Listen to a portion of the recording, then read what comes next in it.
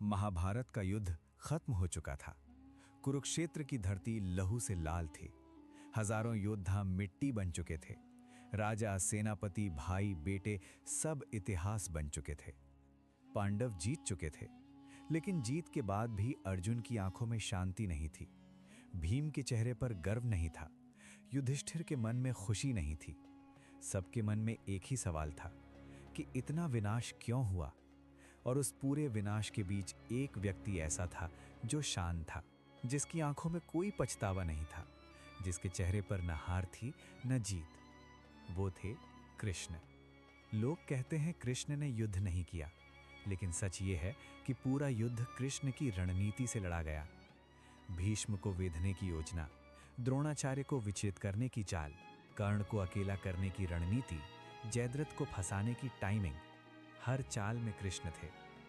कृष्ण ने कभी अस्त्र नहीं उठाया, लेकिन हर अस्त्र उनकी सोच से चला। अब सवाल उठता है, क्या यह सब सिर्फ ईश्वरीय लीला थी, या ये किसी बेहद उन्नत रणनीतिक दिमाग का खेल था? जो इंसान भविष्य की चाल पहले से जान ले, जो दुश्मन की हर कमजोरी पहचान ले, जो समय, मनोविज्ञान और युद्ध नीति तीनों पर एक साथ राज करे, क्या वो सिर्फ भगवान कहलाने तक सीमित किया जा सकता है? युद्ध के बाद कृष्ण द्वारिका लौटे। द्वारिका, जिसे आज लोग सिर्फ पौराणिक नगरी कहकर टाल देते हैं, लेकिन समुद्र के नीचे जो मिला वो पत्थर की साधारण दीवारें नहीं थीं। वो सीधी सड़कें थीं, उन्नत जल निकासी प्रणाली थी, विशाल द्वार थे, मजबूत प्राचीर थीं।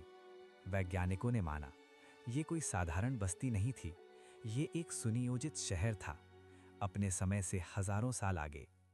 कृष्ण केवल युद्ध नीति के ही नहीं, नगर निर्माण, प्रशासन, राजनीति सबके मास्टर थे।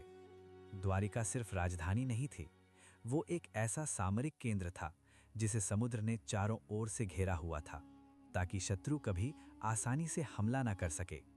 आज की भाषा में कहें तो कृष्ण ने उस युग का सबसे सुरक्षित नेवल फोर्ट बना दिया था। लेकिन यहाँ एक और रहस्य छुपा है।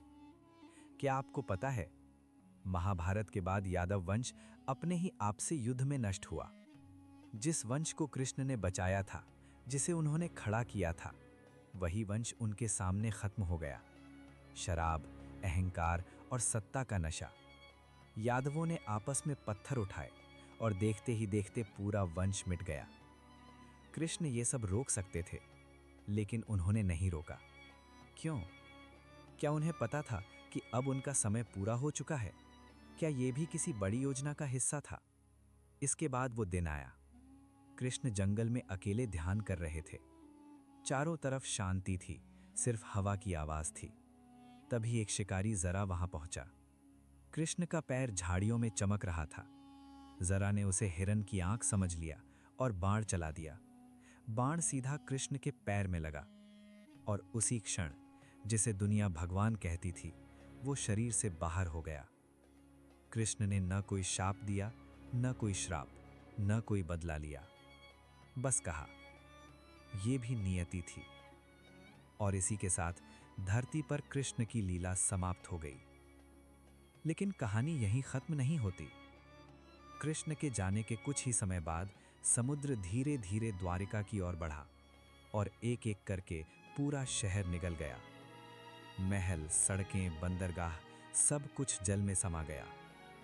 क्या ये संयोग था, या किसी ऐसी तकनीक का अंत जिसे दुनिया के सामने कभी आने ही नहीं दिया गया? अब सबसे बड़ा सवाल, क्या कृष्ण सच में भगवान थे, या वो उस युग के सबसे उन्नत मानव थे, जिनके पास ऐसा ज्ञान था जिसे आज भी विज्ञान पूरी तरह नहीं समझ पाया? भगवद गीता में कृष्ण समय को एक चक्र बताते हैं, ऊर्जा को अमर बताते हैं, शरीर को केवल वस्त्र की तरह बदलने वाली वस्तु बताते हैं। ये बातें आज का क्वांटम फिजिक्स भी मानता है। तो क्या कृष्ण अपने समय से हजारों साल आगे थे? और अगर हां, तो हमें उन्हें सिर्फ मंदिरों तक सीमित क्यों कर दिया गया? उनके विज्ञान, उनकी रणनीति, उनका ज्ञान सब भक्ति के धुएं में क्यों ढक दिया गया? क्या ये भी इतिहास को छुपाने का ही एक तरीका था?